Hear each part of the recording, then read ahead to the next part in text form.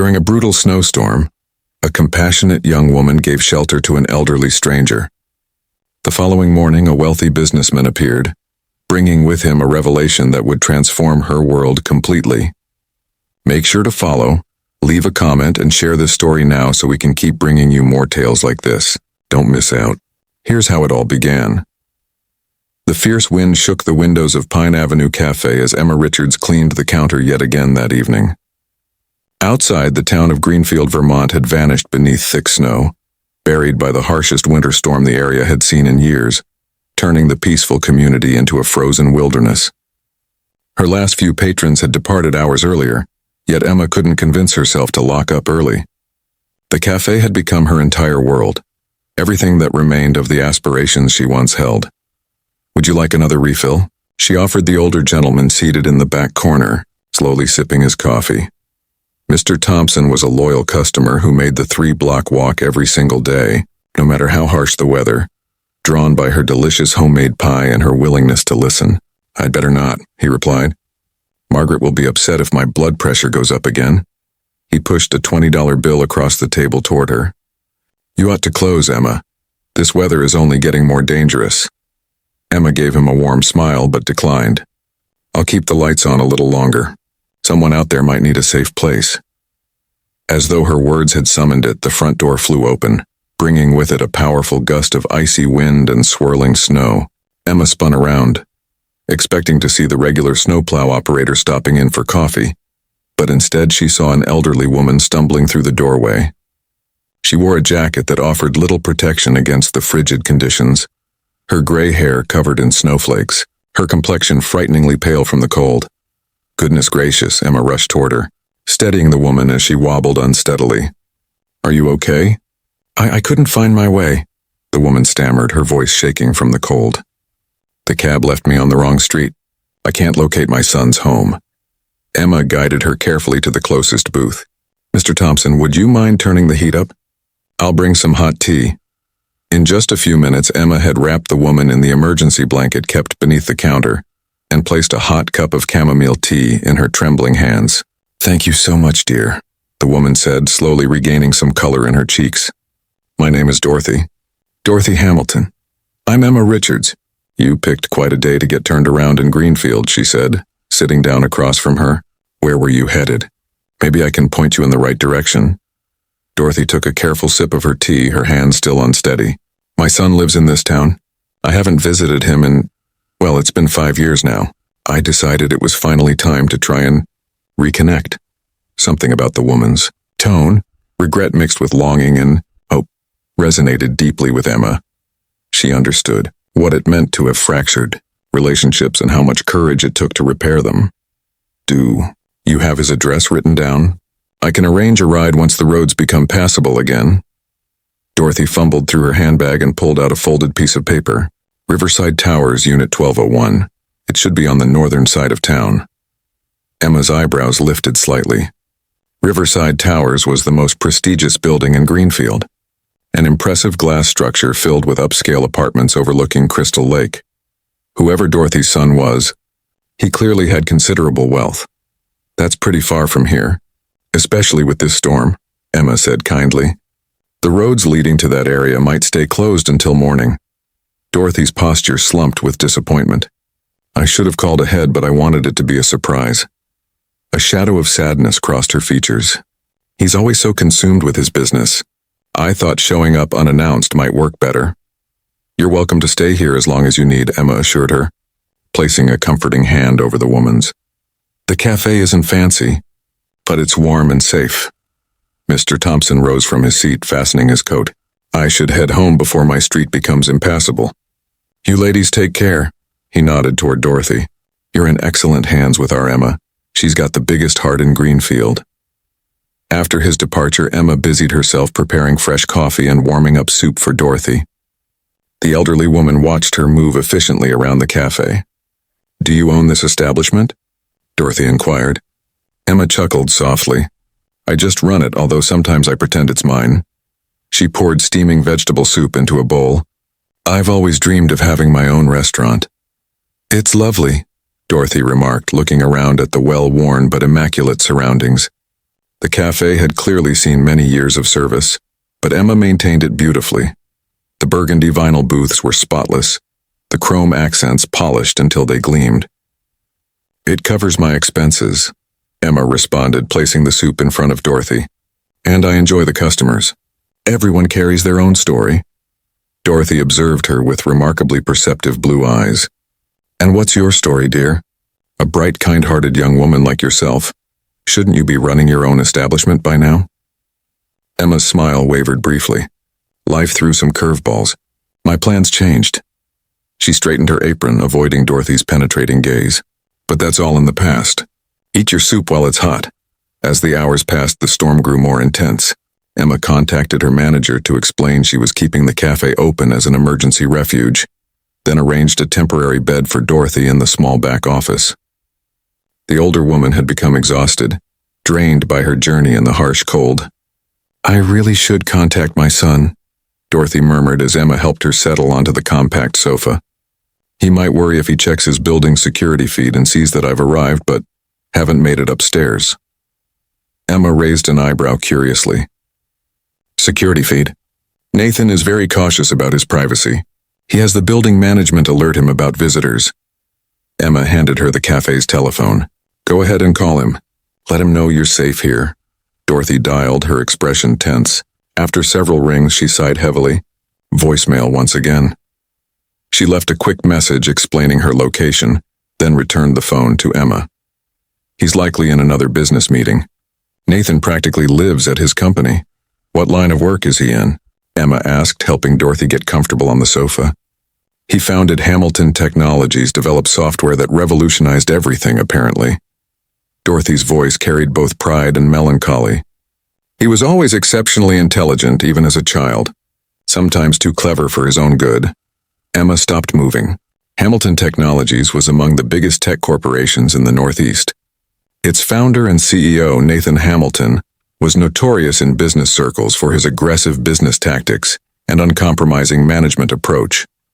His photograph frequently appeared in the business sections of newspapers, always wearing the same stern, unsmiling expression. "Your son is Nathan Hamilton?" she asked, unable to hide her surprise. Dorothy nodded, pulling the blanket Emma provided around her shoulders. "You've heard of him then?"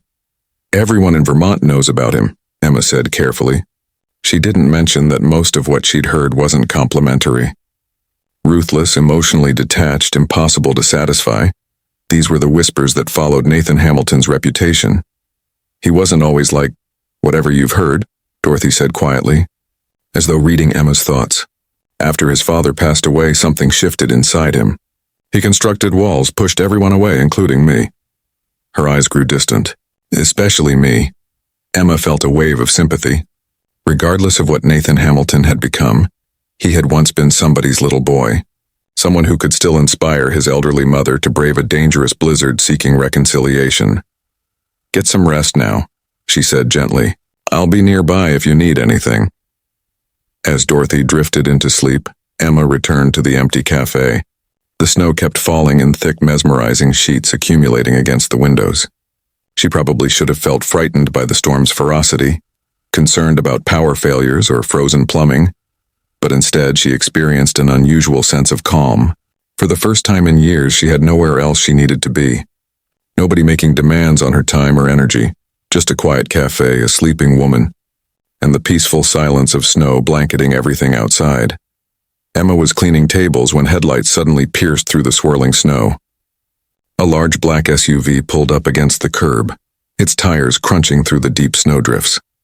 A tall figure stepped out, struggling against the powerful wind as he approached the cafe's door. When it opened, Emma found herself standing face to face with the last person she'd anticipated seeing that evening. Nathan Hamilton stood in her doorway, snowflakes melting in his dark hair, his costly coat covered in white powder.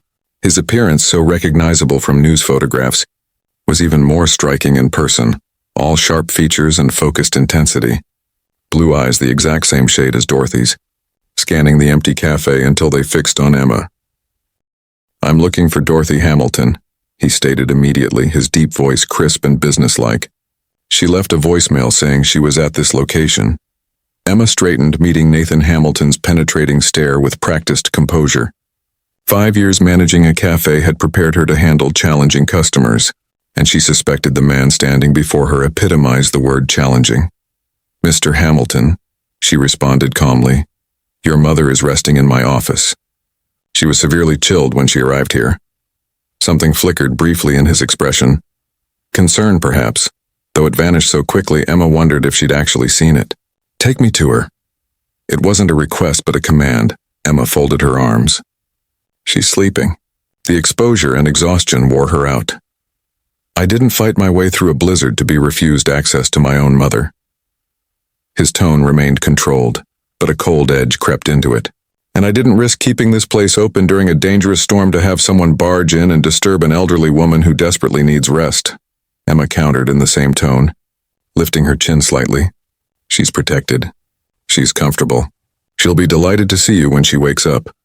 For several tense seconds they stood locked in wordless confrontation. Emma could practically observe the calculations happening behind those intense blue eyes, likely determining the quickest method to achieve his objective. She'd encountered men like Nathan Hamilton previously, men who perceived the world as a series of deals and viewed people as either useful or inconvenient. To her surprise, he released a slow breath and gave a single nod. "All right. May I at least check on her?" "Of course." Emma led him through the cafe to the small office in the rear. Quietly, though.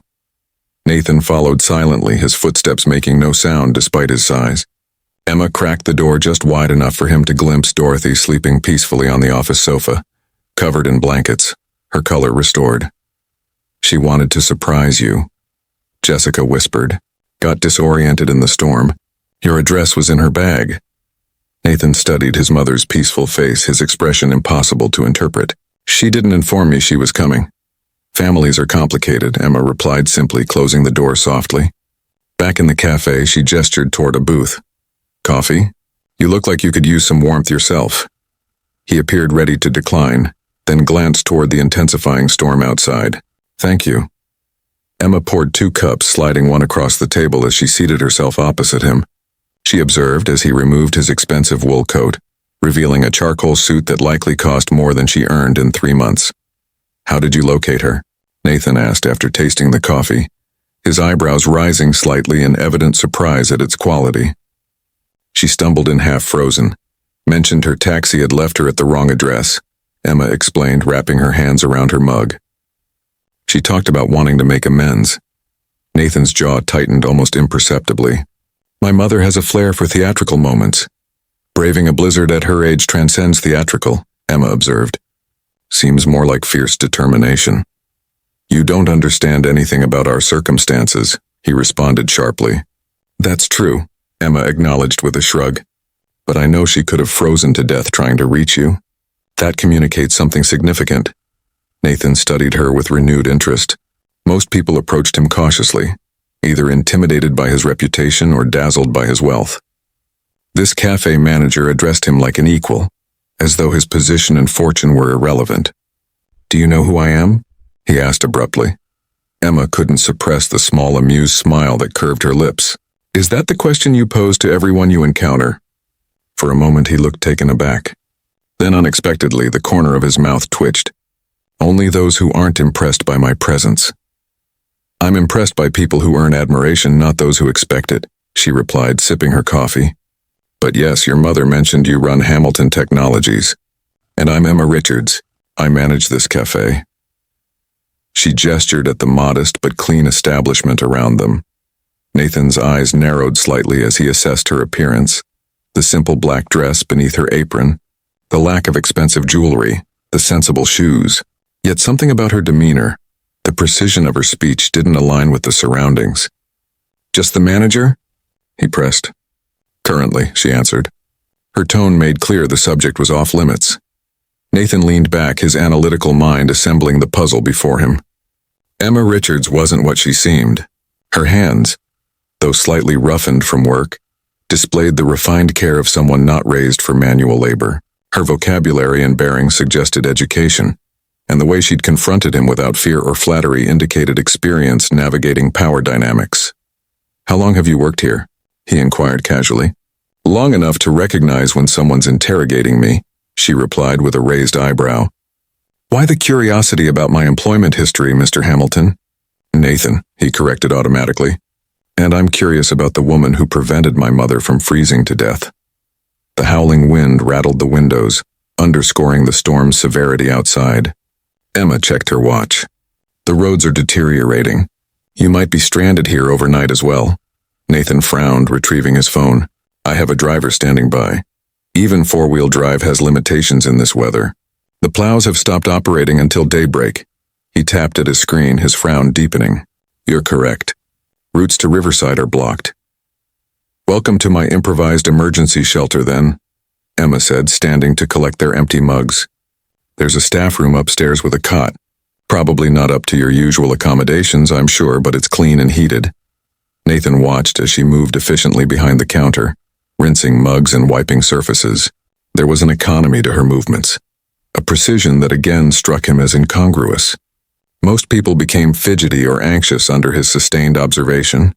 Emma Richards moved as though she'd completely forgotten his presence.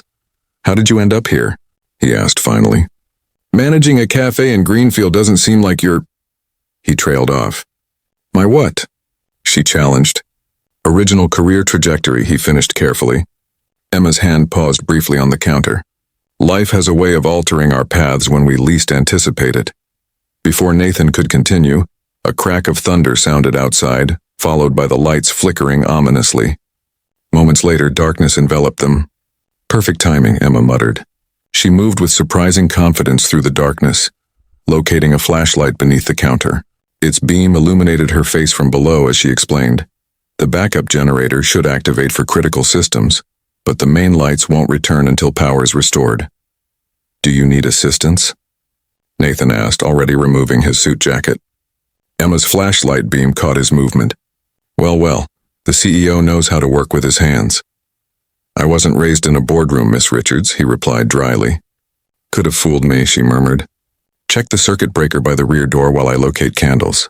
15 minutes later, they had created a warm bubble of light in the center of the cafe. The gas stove continued working, providing both warmth and cooking capability. Emma had lit hurricane lamps and candles, creating pools of golden illumination that transformed the humble space into something almost enchanting. Nathan returned from checking on Dorothy, who remained sleeping soundly.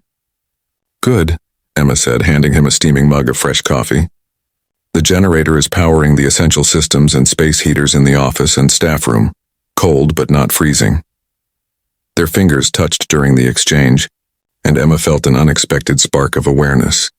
In the candlelight, Nathan Hamilton appeared less like the ruthless businessman she'd heard about, and more like simply a man, one with remarkable bone, structure and eyes that reflected the flickering flames with mesmerizing intensity. Thank you, he said quietly, for caring for my mother. The sincerity in his voice caught Emma off guard. Anyone would have done the same thing. No, they wouldn't. His gaze was direct and searching. Most people would have contacted emergency services and considered their responsibility fulfilled. You gave her your office, prepared her soup, tucked her in like family? Emma looked away, uncomfortable with his scrutiny. I like your mother. She reminds me of my grandmother. Who were you before this, Emma Richards? Nathan asked suddenly. Before cafes and soup and small-town hospitality? The question hung between them, heavy with implications. Emma's expression closed off, her posture subtly shifting. Someone who learned the painful way that not all successful men possess integrity. She replied finally, her voice soft but steel-edged. Now, if you'll excuse me, I should inventory our supplies. It might be a long night. As she turned to leave, Nathan gently caught her wrist. The touch sent another current between them, this one charged with something deeper than mere physical awareness. I've offended you, he said, releasing her immediately when she tensed. That wasn't my intention. Emma looked down at her wrist, then back at his face. In the dancing shadows, his expression seemed genuinely apologetic. No offense taken, she replied evenly. But some stories aren't meant to be shared with strangers during power outages. We're hardly strangers now, Nathan countered. You've witnessed my mother in her vulnerable state. You've seen me driving through a blizzard for her, and I've observed. He paused, searching for words. What? Emma challenged. What exactly do you think you've observed, Mr. Hamilton? Someone hiding, he said simply. Someone far too intelligent and capable to be merely managing a roadside cafe. Someone escaping from something or someone. The accuracy of his assessment sent a chill through Emma that had nothing to do with the storm outside. Dorothy Hamilton awoke feeling disoriented, blinking at the unfamiliar ceiling above her. The day's events gradually returned. The taxi, the blinding snow, the compassionate young woman at the cafe. She sat up slowly, her joints protesting. You're awake. Dorothy turned to find her son sitting in a chair beside the small sofa, his features softened in the dim emergency lighting. Nathan, she breathed, tears filling her eyes. You came. Of course I came. You left me a voicemail saying you were stranded in a blizzard. His tone was measured, but Dorothy could detect the concern underlying it. I wanted to surprise you for your birthday. She reached for his hand, half expecting him to withdraw as he habitually did. To her surprise, he allowed the contact. My birthday isn't for 3 days, he noted, though without the coldness that had characterized their recent interactions. I know, I thought we might need time to talk before celebrating. Dorothy squeezed his fingers. I've missed you, Nathan. Something flickered in his eyes, the same vulnerability she remembered from his childhood, quickly shuttered behind practiced control. The roads are impassable, he said, instead of addressing her comment. We'll have to remain here overnight. The manager has been very accommodating. Emma, Dorothy smiled. She's an extraordinary young woman, isn't she? So capable. Reminds me of myself at that age. Nathan's expression shifted subtly. There's something unusual about her. She doesn't belong here. Not everyone belongs where life has positioned them, Dorothy replied softly. You taught me that yourself. Before Nathan could respond, the office door opened and Emma appeared carrying a tray. I thought I heard voices. How are you feeling, Dorothy? Her smile was warm as she set down a steaming bowl of soup and fresh tea. Much better, dear. And so grateful to see my son. You've been exceptionally kind to my mother, Nathan said, standing. What do we owe you for your hospitality? Emma's expression cooled. Nothing. Contrary to what you might assume, Mr. Hamilton, not everything carries a price tag. Dorothy glanced between them, sensing tension. Emma, please call him Nathan. And Nathan, stop attempting to throw money at every situation. The poor girl offered shelter, not commercial services. Emma suppressed a smile at Dorothy's frank assessment. It's fine. Mr. Hamilton and I have already established our differing viewpoints. Have we? Nathan raised an eyebrow. I thought we were just becoming acquainted. Semantics, Emma replied with a dismissive gesture. Dorothy, the restroom is down the hallway if you need it. The power's out, but we have emergency lighting and the heating is functional. Thank you, dear. Dorothy's perceptive eyes hadn't missed the charged atmosphere between her son and the young manager. Perhaps you could show Nathan where he'll be sleeping while I freshen up. Emma nodded, though her expression suggested she'd rather show Nathan the exit. This way, Mr. Hamilton. She led him upstairs to a small room containing a desk, a mini refrigerator, and a narrow cot. Staff break room. Not exactly a luxury suite, but it's the best I can provide. Nathan surveyed the modest space without comment. And where will you sleep? I'll take one of the booths downstairs. I want to stay near the main entrance in case anyone else requires shelter.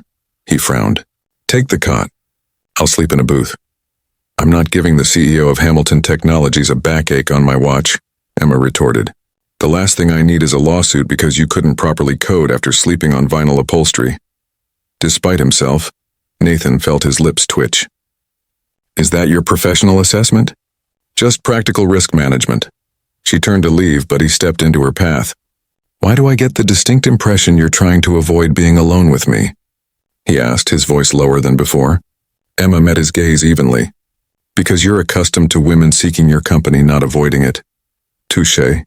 He smiled then, a genuine smile that transformed his features from merely handsome to devastating. But that doesn't answer my question. I have a cafe to manage during a power outage and blizzard. Entertaining you isn't on my priority list. Entertaining me? Nathan echoed, stepping closer. Is that what you think I want? Entertainment? Emma refused to retreat despite his proximity. The small room suddenly felt even smaller, the air between them charged with something dangerous. I think you're a man accustomed to getting what he wants, she said quietly. And right now you want to solve the puzzle I apparently represent. I'm not interested in being analyzed or acquired, Mr. Hamilton. Nathan, he corrected again, softer this time. Nathan, she conceded. Now if you'll excuse me. The building creaked ominously as a particularly powerful gust of wind battered the old structure. Emma instinctively reached out to steady herself, her hand landing on Nathan's chest. Through the fine material of his shirt, she could feel his heart beating as rapidly as hers. For one breathless moment, they stood frozen, connected by that single point of contact. Emma became acutely aware of his height, the subtle scent of his cologne, the warmth radiating from his body in the chilly room. She pulled away first, clearing her throat. I should check the generator. Downstairs, Emma found Dorothy arranging blankets in one of the booths. You don't have to do that, she protested. Nonsense. I'm not helpless. Dorothy smoothed the blanket with practiced hands. Besides, it gives me something to do while you and my son circle each other like wary cats. Emma felt heat rise to her cheeks. I don't know what you mean. Of course you don't. Dorothy's smile was knowing. He's difficult, my Nathan. Life made him that way, but there's a good heart underneath all that armor. Mrs. Hamilton. Dorothy. Please. Dorothy, whatever you think you observe between your son and me, I assure you it's nothing. We're strangers who happen to be trapped by a storm. Fate has interesting methods, Dorothy replied cryptically. Now tell me more about yourself, Emma. What brought you to this charming little cafe? Emma busied herself adjusting candles. It's not an exciting story. I disagree, came Nathan's voice as he descended the stairs. I think it's probably very exciting. Emma shot him a warning glance. Your mother needs rest, not my life history. Actually, Dorothy interjected, what I need is food. I'm starving. Grateful for the diversion, Emma headed to the kitchen. I can make sandwiches. The gas stove still works if you'd prefer something hot. Allow me to help, Nathan offered, following her before she could object. In the kitchen, Emma pulled ingredients from the refrigerator. Make yourself useful and slice the bread. To her surprise, Nathan rolled up his sleeves and did as instructed. He handled the knife with unexpected skill, cutting even slices from the artisan loaf. You've done that before, she observed. I worked in a deli through college. At her startled look, he added, Did you think I was born a CEO? Honestly, yes. Nathan laughed, a rich sound that transformed his face again. My father was a high school science teacher. My mother was a nurse. I grew up in a modest 2-bedroom house in Rochester and worked every summer from age 16. Emma handed him tomatoes to slice. So how did you become? She gestured vaguely at his expensive watch and tailored shirt. The heartless corporate titan? He supplied dryly. Your words, not mine. I created an algorithm that revolutionized supply chain management while still in graduate school. Built a company around it. Made some good decisions, some brutal ones. He deftly arranged the tomato slices on the bread. The rest is business history. And somewhere along the way you stopped speaking to your mother, Emma added softly. Nathan's hand stilled. That's a complicated situation. Family usually is. Emma turned to the stove, stirring a pot of soup she'd set to warm. You're not close with yours? He asked, moving beside her to help. Emma kept her eyes on the pot. My parents died when I was in college. Car accident. I'm sorry. The simple words held genuine sympathy. It was a long time ago. She reached past him for bowls, her arm brushing his. Again, that unsettling awareness flared between them. And after college? Nathan pressed gently. Where did Emma Richards go before she arrived at this cafe? Emma ladled soup into bowls with precise movements. New York, finance, it didn't work out. Wall Street? Nathan's interest sharpened. Which firm? Does it matter? She placed the bowls on a tray. That life is behind me now. It matters because you're escaping from something, Nathan said quietly. And whatever it is has forced someone with obvious intelligence and education to hide in a small-town cafe. Emma turned to face him, her composure slipping for the first time. Not everyone who steps away from corporate America is running or hiding. Some of us simply discovered that success by those standards comes at too high a price. The raw honesty in her voice silenced him. For a moment they stood facing each other in the dim kitchen, the storm raging outside while something equally turbulent built between them. "Who hurt you, Emma?" Nathan asked finally, his voice barely audible above the wind. Her laugh was soft, bitter. "The better question is, who didn't?" Before he could respond, the back door of the cafe burst open, sending a blast of cold air through the kitchen. Emma whirled around, startled as a man staggered in from the storm, snow coating his expensive overcoat. "Thank God," the newcomer exclaimed, stamping his feet. "I thought I'd freeze to death out there." Nathan stiffened beside her. "Marcus," he said flatly. "What are you doing here?" The man looked up, recognition and relief washing over his face. "Nathan, I've been trying to reach you for hours. Your mother called the office looking for you. And when I heard you'd gone out in this storm..." He stopped abruptly as his gaze fell on Emma. For one suspended moment, recognition flashed in his eyes, followed immediately by something darker, fear. "Emma Richards," he said, his voice suddenly strained. "Well, this is unexpected." Emma had gone perfectly still, her face drained of color. "Marcus Barrett," she whispered. "Of all the cafes in all the storms." Nathan looked between them, his analytical mind racing to connect the pieces. "You two know each other." It wasn't a question, but Marcus answered anyway, his charming smile returning too quickly. "Ancient history. Ms. Richards once worked at my investment firm." He extended his hand. "Small world, isn't it?" Emma stared at the offered hand like it was a venomous snake.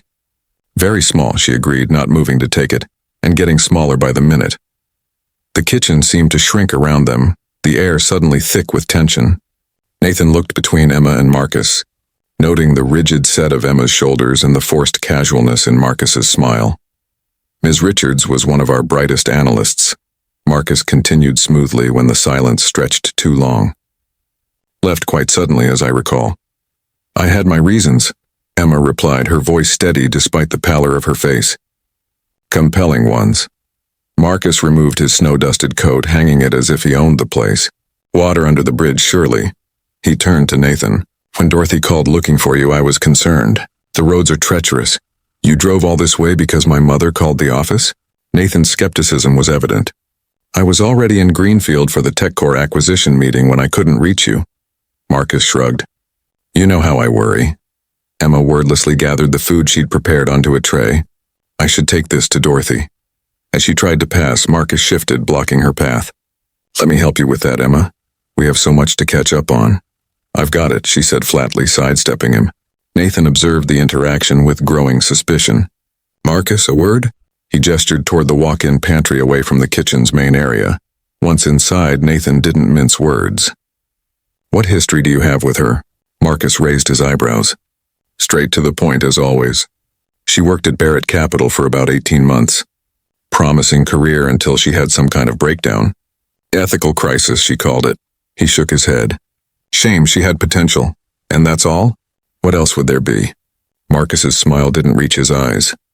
"Don't tell me the great Nathan Hamilton is interested in a cafe manager." "She's hiding something," Nathan said, ignoring the jab. "And based on her reaction to you, it involves Barrett Capital." Marcus leaned against a shelf. "Nathan, you know how these young idealists are. They come to Wall Street thinking they'll change the world, then can't handle the reality of business." Emma couldn't separate her personal feelings from professional decisions. It made her unstable. "She seems anything but unstable to me." "You've known her for what, a few hours?" Marcus laughed softly. "I employed her for over a year. Trust me, there's a reason she's serving coffee in Vermont instead of managing portfolios in Manhattan." Nathan studied his friend and business partner carefully. Marcus had been his right-hand man since Hamilton Technologies began, instrumental in their meteoric rise. They'd weathered countless storms together, professional and personal, yet something about Marcus's too casual dismissal of Emma bothered him. "She took care of my mother," Nathan said finally. "I owe her for that." "Of course you do. Just don't mistake gratitude for something more." Marcus clapped him on the shoulder. "Now shall we join the ladies? I'm starving." When they returned to the main dining area, they found Emma and Dorothy seated in a booth talking quietly. Emma's posture remained tense, but she'd regained her color. She looked up as the men approached, her eyes skipping over Marcus to focus on Nathan. "Dorothy's been telling me about your childhood science experiments," she said, a forced lightness in her tone. Apparently you were building robots while other kids were riding bikes. Mother exaggerates, Nathan replied, sliding into the seat beside Emma while Marcus took the spot next to Dorothy. I do not. Dorothy protested. You rewired the entire basement when you were 12, nearly burned the house down. That was one time, Nathan said, the corner of his mouth lifting. Marcus reached for a sandwich. Nathan was always ahead of the curve. It's what makes him such a brilliant CEO, willing to take calculated risks that others avoid.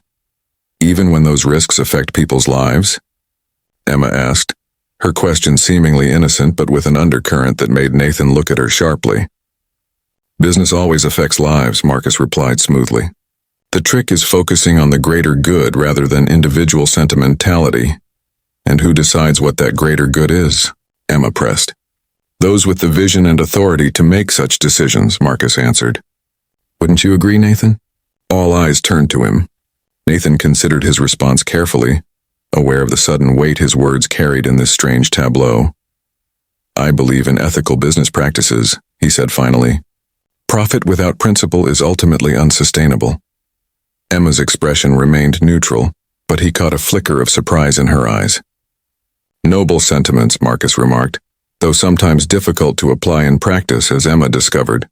He turned to her. How long have you been in Greenfield? It must be 3 years now? 4, she corrected, her jaw tight. 4 years, Marcus echoed thoughtfully. Amazing how time flies. You know, Nathan, Emma was involved in an interesting situation before she left Barrett Capital. Perhaps she's told you about it. The subtle threat in his tone was unmistakable. Emma set down her spoon, her knuckles white. Marcus, she said quietly, don't. Dorothy, sensing the rising tension, intervened. I'm feeling rather tired. Perhaps we could continue this conversation tomorrow. Of course, Emma agreed quickly, standing. Let me refresh your blankets. As Emma helped Dorothy back to the office, Marcus leaned toward Nathan. She hasn't told you, has she? Told me what? Why she really left New York. Marcus shook his head. I'm not surprised. It's not something she'd be proud of. Stop dancing around it, Nathan demanded. What happened? Marcus studied him for a moment. She accused Barrett Capital of fraud, claimed we were manipulating market data, misleading clients, tried to take her evidence to the SEC. Nathan frowned. And were you? Marcus looked genuinely offended. Of course not. We were cleared of all allegations, but by then the damage to Emma's reputation was done. No firm on Wall Street would touch her after that kind of betrayal. So she ran to Vermont. Can you blame her? She tried to destroy the company that gave her every opportunity. Marcus's expression softened to concern. Look, I'm not telling you this to speak ill of her. I'm telling you because we're on the verge of the biggest acquisition of our careers. The TechCore deal will triple Hamilton Technology's market value, if nothing derails it. What does Emma have to do with TechCore? Probably nothing, Marcus conceded. But timing is everything. We can't afford any complications. Before Nathan could respond, Emma returned. The sight of her, head held high despite the obvious strain around her eyes, made something twist in his chest. Dorothy is settled, she announced. I've made up a couple more beds in case the storm brings other strays. Marcus stood, straightening his suit. I should check in with the office. Is there anywhere I might make a private call? The storage room has the strongest signal, Emma replied tonelessly. After Marcus departed, an uncomfortable silence fell between them. Nathan watched Emma methodically clearing dishes, her movements precise but mechanical. Were you planning to tell me? He asked finally. She didn't pretend to misunderstand. About Marcus? It didn't seem relevant until he walked through that door. About your allegations against his company. Emma's hands stilled. She turned to face him, her expression carefully composed. So he shared his version of events.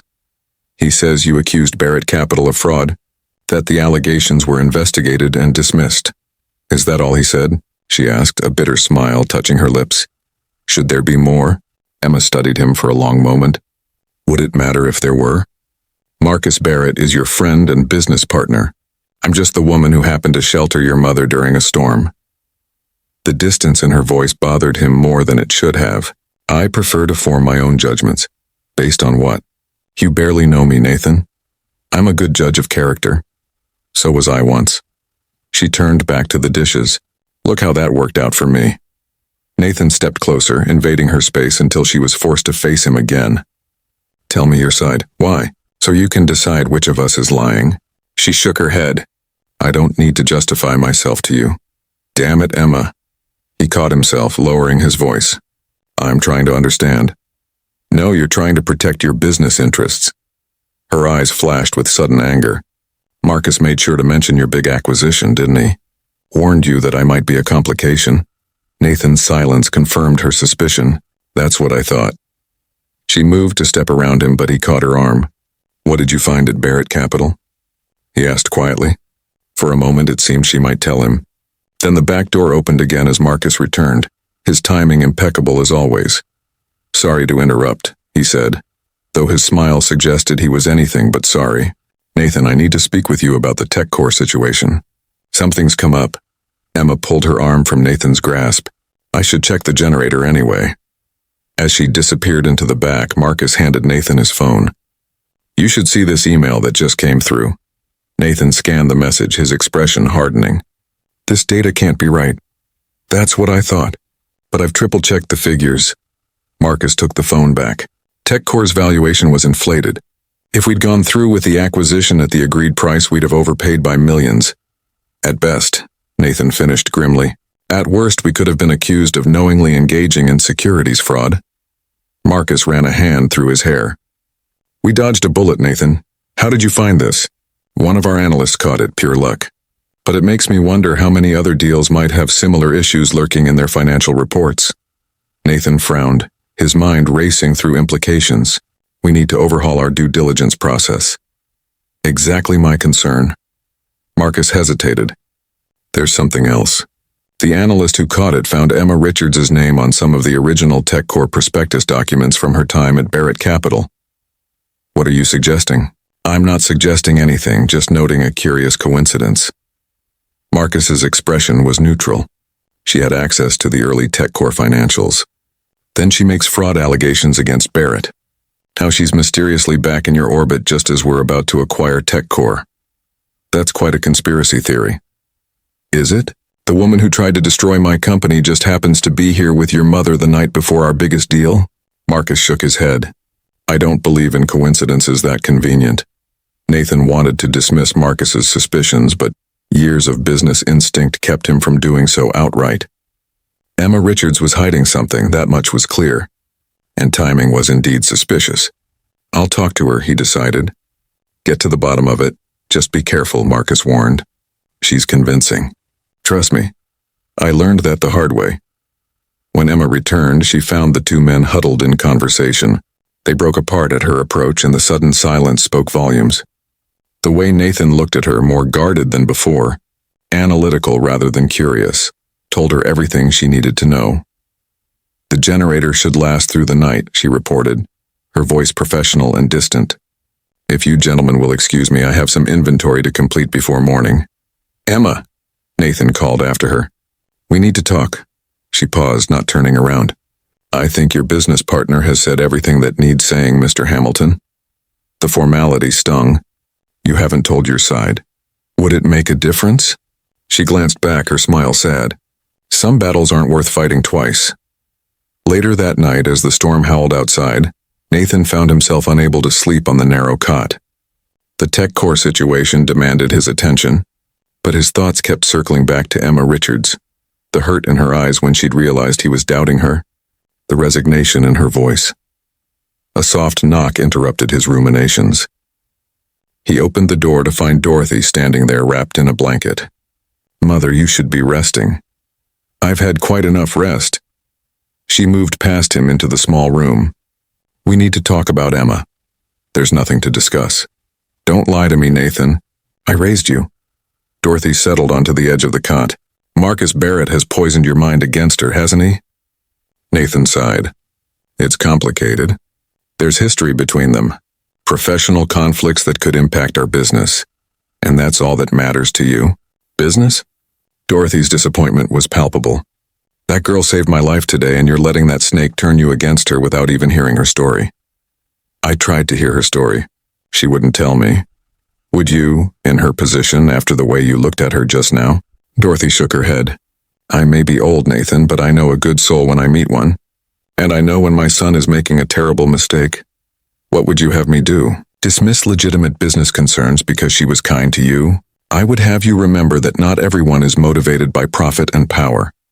Dorothy rose with dignity.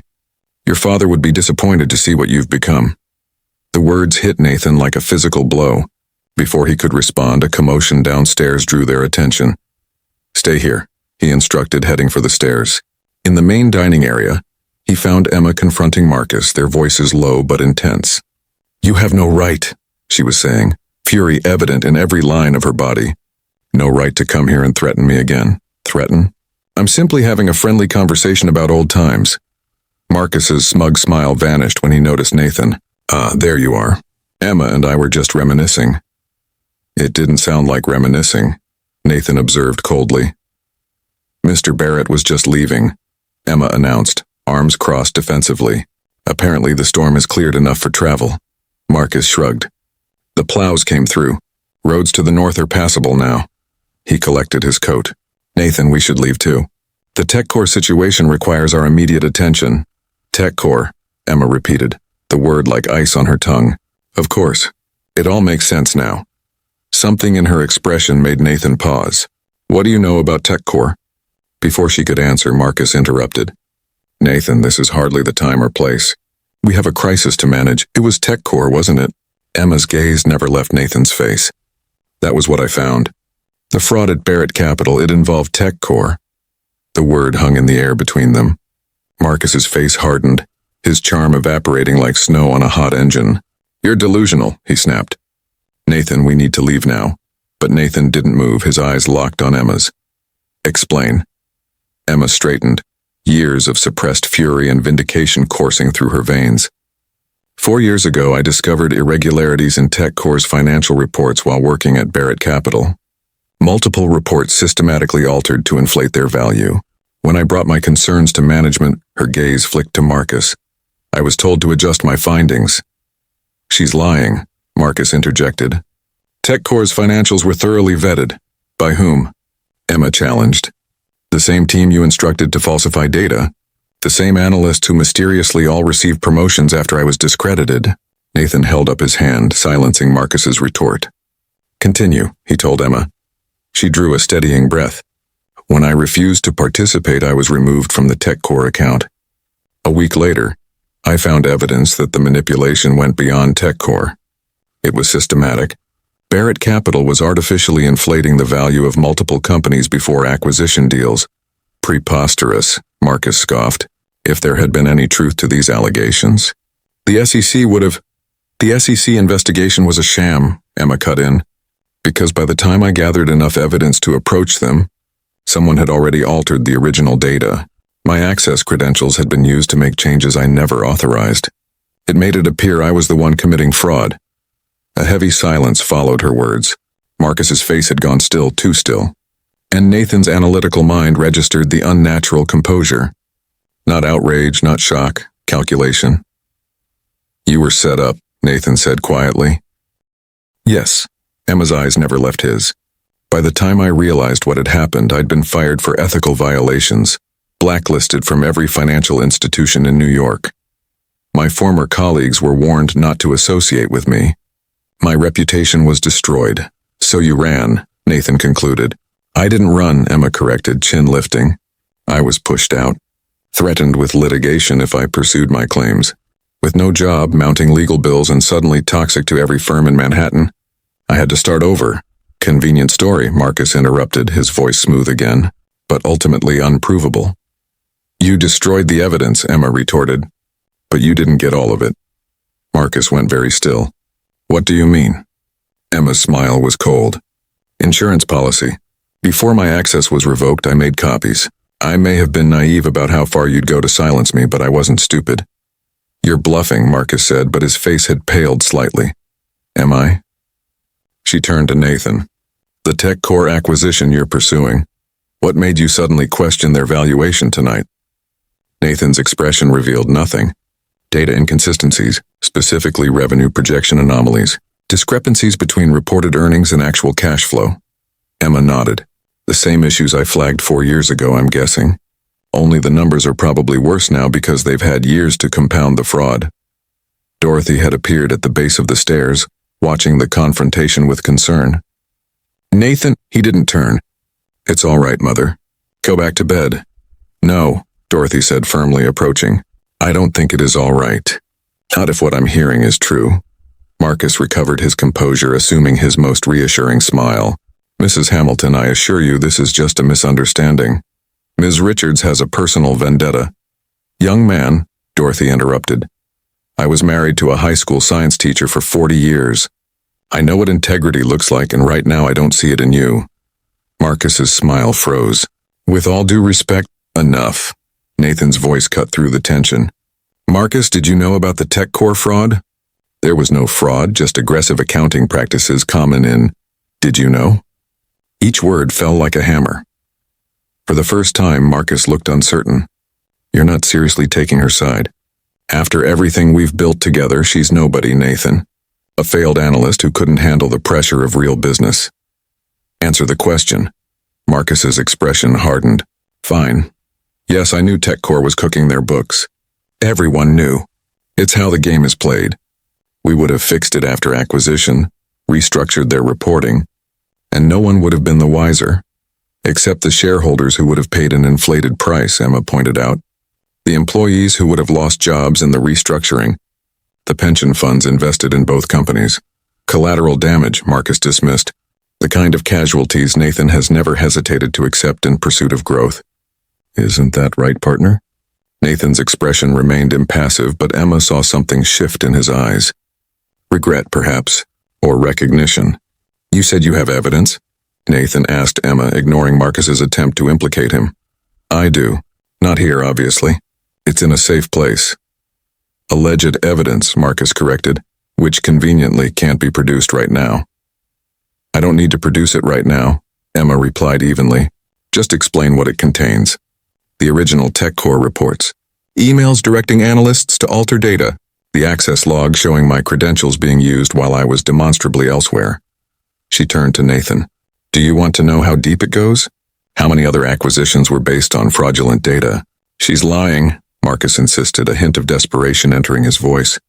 Nathan, we've been friends for 15 years, partners. I've stood by you through everything. Are you really going to throw that away based on the word of this waitress? Manager, Emma corrected automatically.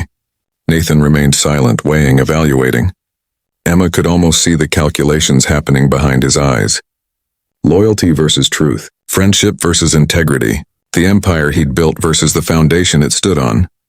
Think about what you're doing, Marcus warned. If she takes this public, it won't just be me who falls.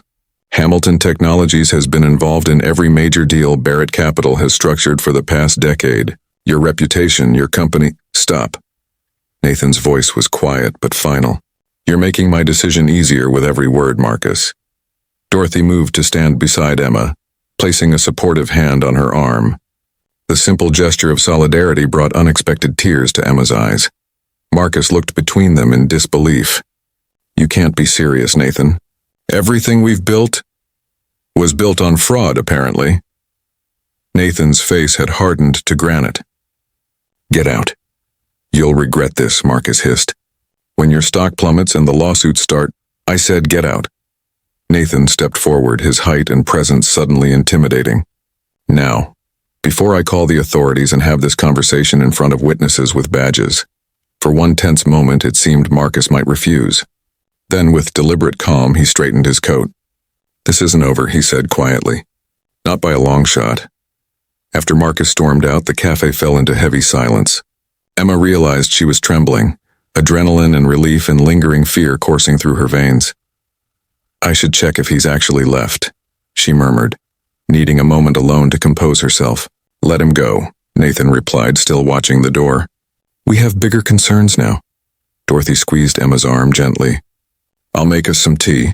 This seems like a conversation that needs tea. When Dorothy had bustled off to the kitchen, Nathan finally turned to face Emma. His expression was unreadable.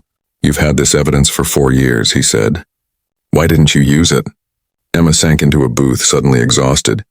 I tried. No one would listen. Marcus had thoroughly discredited me, and Barrett Capital had resources I couldn't match. Then there were the threats. What threats? At first, just professional ones. Legal action if I didn't stay quiet. Then more personal. She looked down at her hands. One night someone broke into my apartment. Nothing was taken, but my files were clearly searched. The next day I received a photo of my parents' graves with a message. Some things should stay buried. Nathan's jaw tightened. Marcus. I never found proof, but the timing was persuasive. She looked up, meeting his eyes. So I left. Started over. Tried to build a quiet life where no one from that world would find me. Until tonight, Nathan said softly. Until tonight, she agreed. He slid into the booth across from her. I need to see this evidence. Why? So Hamilton Technologies can contain the damage? The bitterness in her voice was unmistakable. So I can do the right thing. Nathan corrected quietly. Emma studied his face, looking for deception. And what is the right thing in your estimation? I don't know yet. His honesty was disarming. But burying the truth, isn't it? Dorothy returned with 3 mugs of tea, sliding one to each of them before joining Nathan on his side of the booth. So, she said briskly, my son's business partner is a criminal and the lovely young woman who saved me from freezing to death is his whistleblower. What are we going to do about it? The unexpected framing of their situation, so practical, so matter-of-fact, startled a laugh from Emma. The sound surprised her. She couldn't remember the last time she genuinely laughed. Mother, Nathan sighed, though the corner of his mouth twitched. What? Am I wrong? Dorothy sipped her tea. I may be old, Nathan, but I'm not blind or stupid. No one who's met you would ever make that mistake, Emma said, smiling despite herself.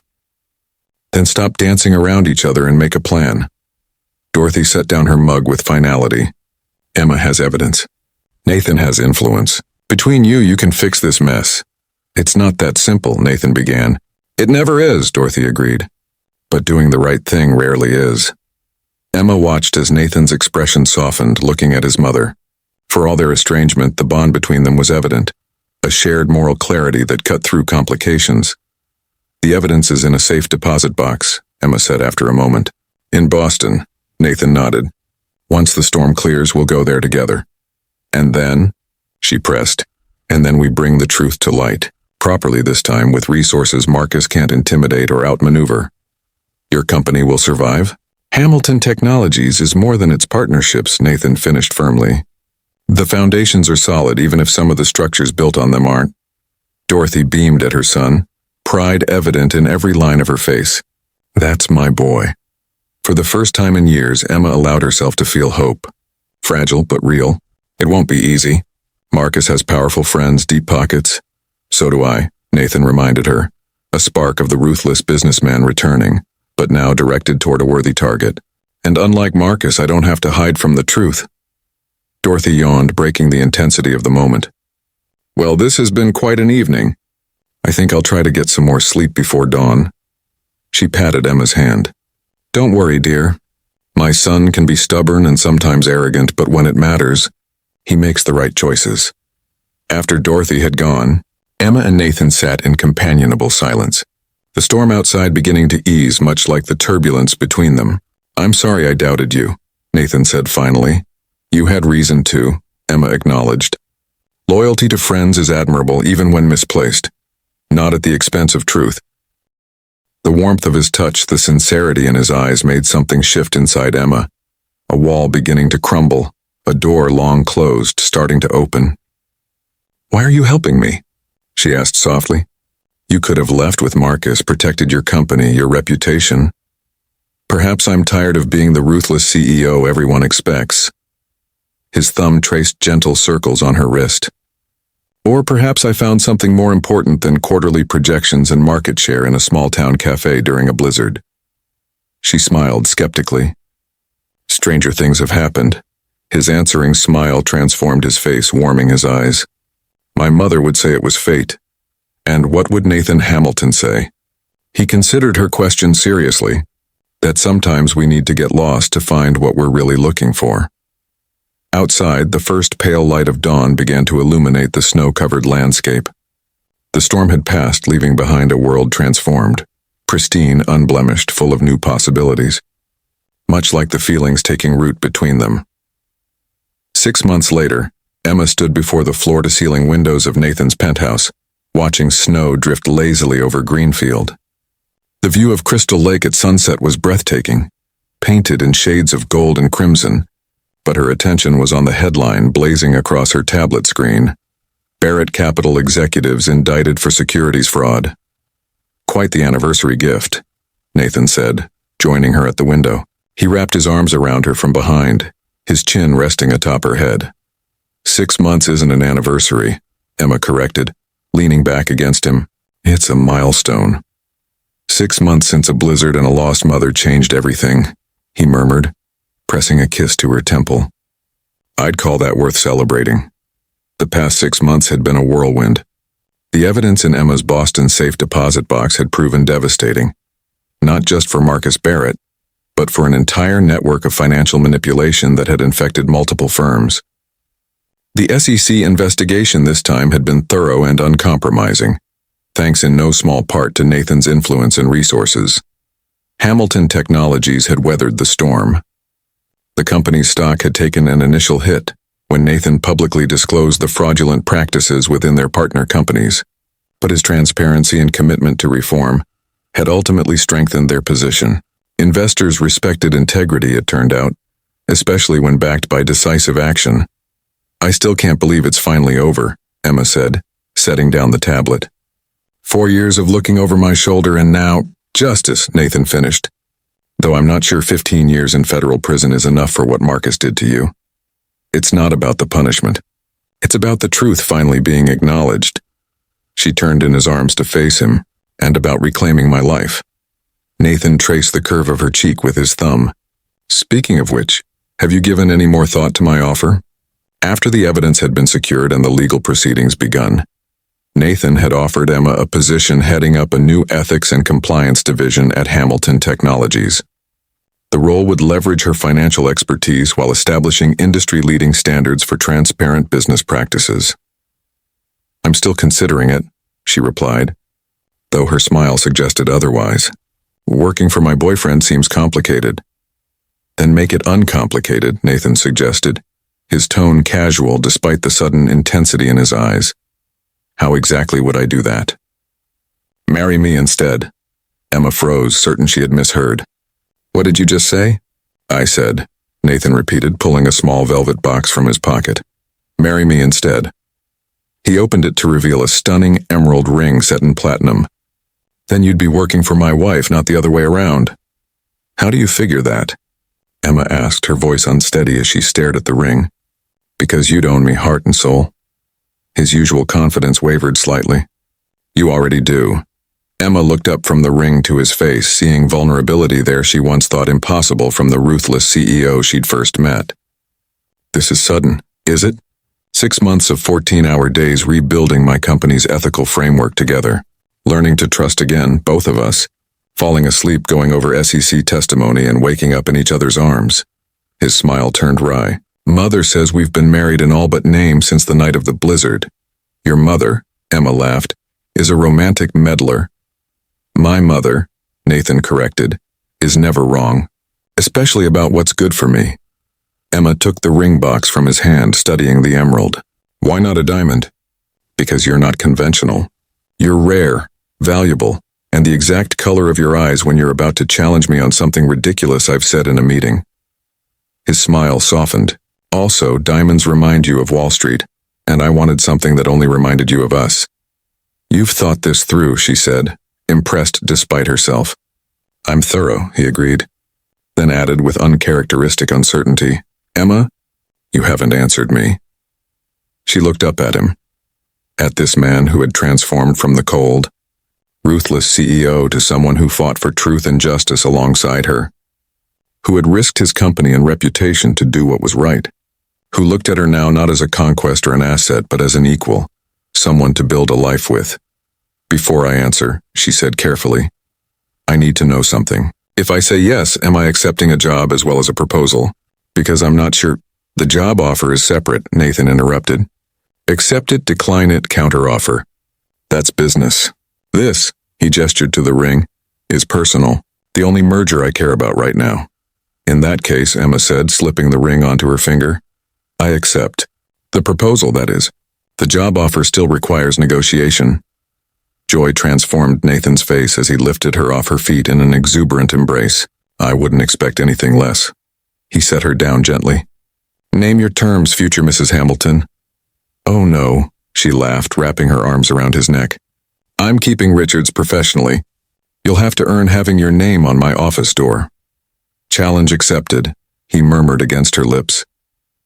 Later that evening, they celebrated with Dorothy at Pine Avenue Cafe, now under new ownership. Emma's.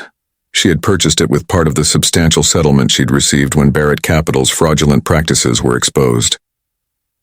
To second chances, Dorothy toasted, raising her champagne glass. The cafe had been closed for the private celebration, its worn booths and polished counters gleaming with new life, much like its owner. And to blizzards, Nathan added with a grin. May they always lead us exactly where we need to be. Even if it's not where we plan to go, Emma finished, her heart full as she looked between her future husband and the woman who would soon be her mother-in-law. Dorothy beamed at them. I knew it from the moment I saw you two together. The way you challenged each other, respected each other, no pretense, no games. Mother, Nathan warned good-naturedly. What? I'm allowed to be smug. Dorothy patted Emma's hand. He needed someone who saw the man behind the CEO, and you, my dear, needed someone who would stand beside you in the fight, not run from it. As if on cue, the bell above the cafe door jingled. They turned to see Mr. Thompson, their first customer from the night of the blizzard, entering with a small wrapped package. Hope I'm not interrupting, he said, approaching their booth. Just heard the news about the engagement and wanted to drop this off. You're always welcome, Arthur, Emma assured him, accepting the gift. Inside was a beautiful hand-carved wooden snowflake. Made it myself, Mr. Thompson explained, to remember how it all started. It's perfect, Emma said, genuinely touched. After he left, Nathan examined the delicate carving. We should have a winter wedding, he suggested. In the cafe? Emma teased. Why not? Dorothy chimed in. It would be uniquely yours. I was joking, Emma protested. I'm not, Nathan said thoughtfully. Not entirely. Not about the winter part, at least. There's something poetic about finding our future in the season that brought us together. Emma considered the idea, warming to it despite herself. December, she decided, but not in the cafe. The lakeside, then, Nathan suggested, with the mountains in the background. Cold, Dorothy observed. We'll keep each other warm, Nathan said, his eyes never leaving Emma's. 6 months later, as December snow dusted the shores of Crystal Lake, Emma Richards became Emma Richards Hamilton in an intimate ceremony witnessed by their closest friends. Dorothy, radiant in silver blue, dabbed at tears as they exchanged vows beneath an arch of winter roses and pine boughs. When I first met you, Nathan said, his voice carrying clearly across the hushed gathering, you challenged everything I thought I knew about success, about worth, about what matters. You stood your ground when it would have been easier to run. You chose truth when lies would have been safer. He squeezed her hands. I promise to be worthy of that courage every day of our lives together. When I first met you, Emma replied, her smile teasing despite the tears in her eyes, I thought you were the most arrogant man I'd ever encountered. Laughter rippled through the audience. I wasn't wrong, she continued, but I discovered that your arrogance was matched by your integrity once you found it again. Your determination by your compassion, your ambition by your capacity for love. Her voice softened. I promise to remind you of those qualities whenever the world tries to make you forget them again. As they sealed their vows with a kiss, snow began to fall, gentle, pristine flakes that glittered like diamonds in the winter sunlight. A perfect circle, Dorothy would later say, a story written in snow and second chances. At the reception, Emma found herself momentarily alone, watching Nathan across the room as he laughed with friends. She thought of the journey that had brought them here, from a desperate whistleblower and a ruthless CEO to partners in every sense. Penny, for your thoughts? Dorothy appeared at her side, resplendent in her mother-of-the-groom finery. Just reflecting on how different my life might have been if you hadn't gotten lost in that blizzard, Emma replied, linking her arm through the older woman's. Dorothy's eyes twinkled. Who says I was lost? Emma stared at her. You mean... Sometimes, Dorothy said with a mysterious smile, A mother knows exactly what her son needs even when he doesn't. You planned it? Emma asked incredulously. Getting stranded at my cafe? Planned is a strong word.